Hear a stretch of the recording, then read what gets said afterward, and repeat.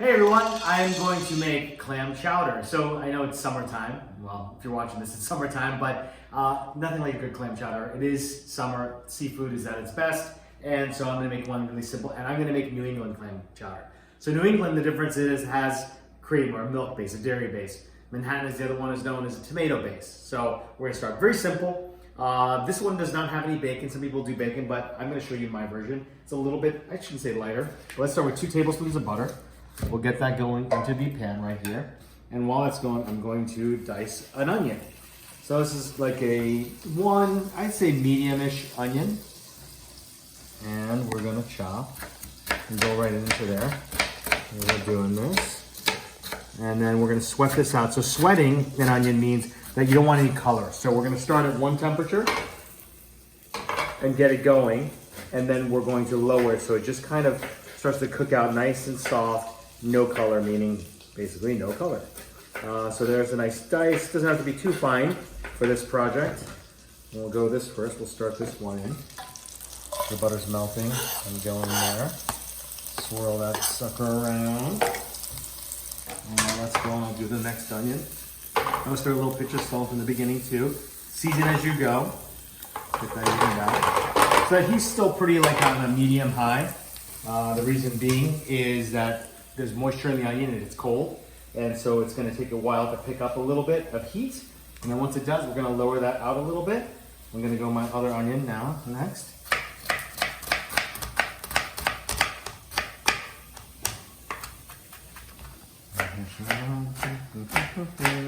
Just like that.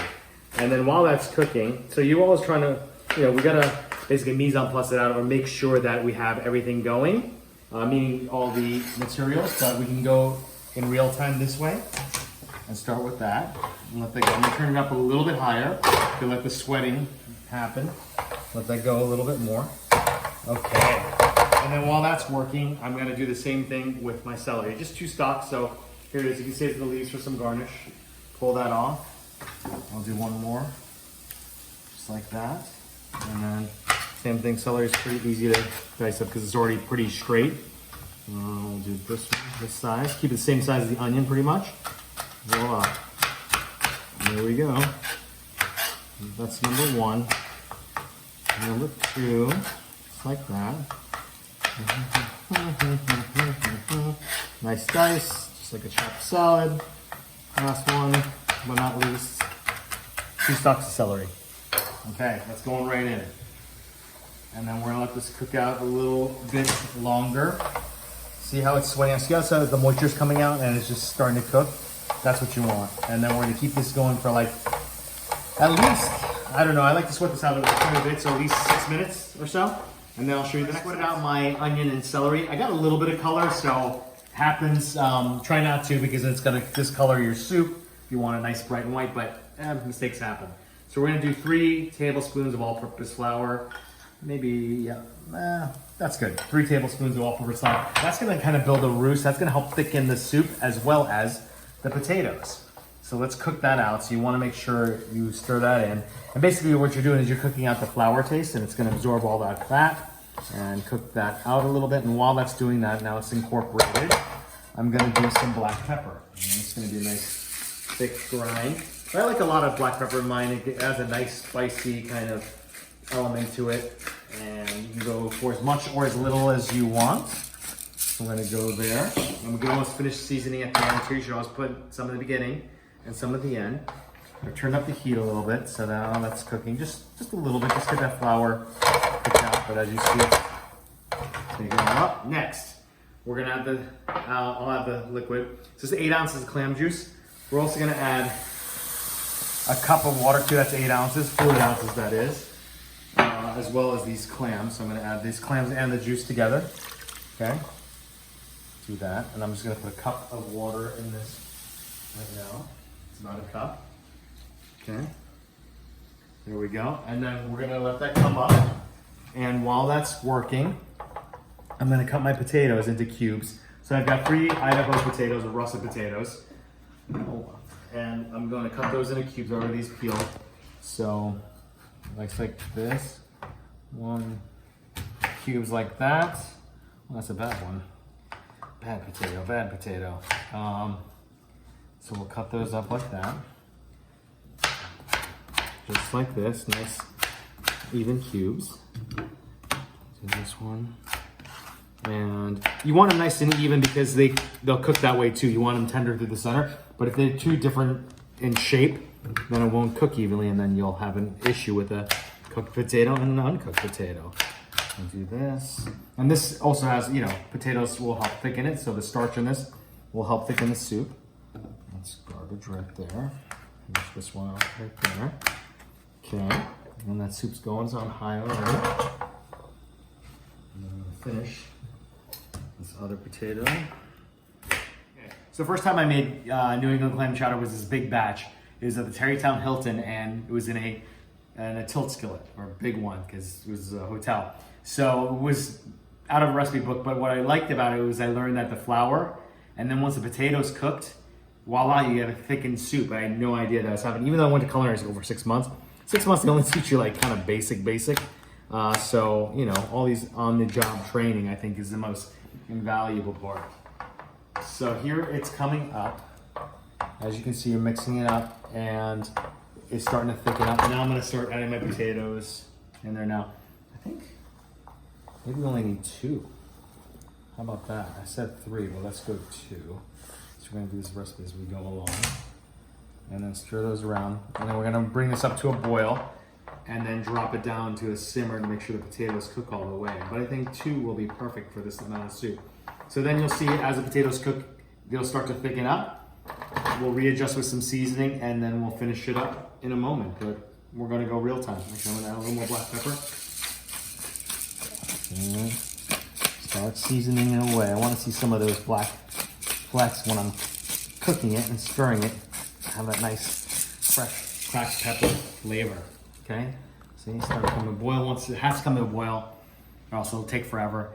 Bring it down to simmer, but make sure you stir it. I have a non-stick, which makes it easier, but the potatoes will fall to the bottom, it will burn, and the sides too, especially if it's a thinner pot, it will get scorched. So you don't want that to happen. So I'm just gonna keep going. It was about 12 minutes in my pan. Like, see how it's bubbling like this? But you gotta make sure you get the bottom. Like I said, non-stick is helpful in this case because the potatoes stick at the bottom, they do stick. So if you have another type of pot, you're gonna have to really stir it or go really slow with the simmering because it will do that. Okay, now we add the cream. A cup of heavy cream going right in there.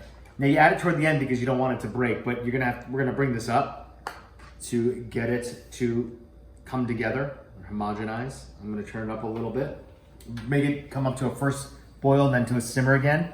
The cream will actually lighten the color, obviously, and also make it nice and creamy, and it will kind of thicken in a way too. And we're gonna do that real quick, and then I'll show you how to finish it. I also added more salt in between, so probably right now there's about 1.5 teaspoons of salt in there. So season as you go, and added more black pepper as well. So I like to see, actually I'm gonna put even a little more toward the end. Okay, so it really literally just came up to a boil and I just turned it down to a simmer, but see how it's thickened up and see that consistency. I don't like it any thicker than that. I don't want it. You can, but I would reduce it first or add less water than I did. That's probably your best bet. So that's gonna be there. More pepper. You're gonna say, man, he loves the pepper. But in this soup, I think it can take it and I think it does need it.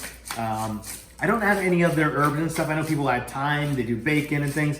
You can do all that if you'd like. I'm just keeping it really simple and just accentuating the flavor of the clams. I want to celebrate clams.